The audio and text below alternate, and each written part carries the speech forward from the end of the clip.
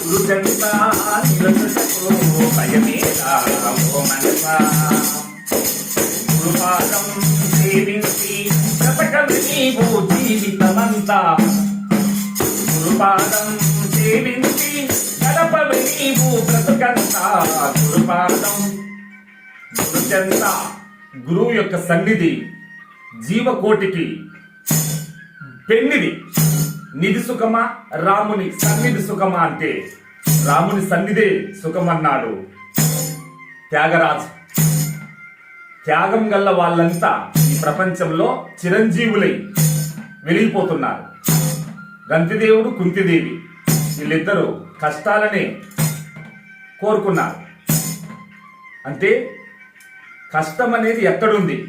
అజ్ఞానమే కష్టం, సుజ్ఞానమే ఇష్టం, అభిష్టం నెరవేరుతుంది. ధర్మాత్ముడైన ధర్మరాజును ఒక దుర్మార్గుని దమ్మంటే నేనే ఎక్కడ లేడు లోకంలో అన్నాడు. మరి దురాత్ముడైన దుర్యోధన పిలిచి ఒక ధర్మాత్ముని దమ్మంటే నేనే అన్నాడు. అంటే యద్భావం తద్భవతి.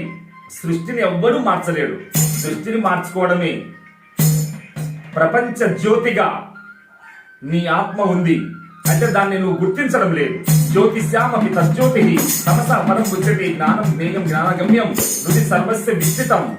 ఆ పరిపూర్ణ స్వయం జ్యోతి నీ ఆత్మయి ఉంది.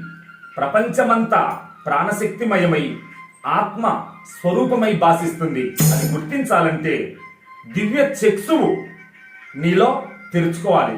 అప్పుడే ఆత్మ సాక్షాత్కారం. జై భారత్.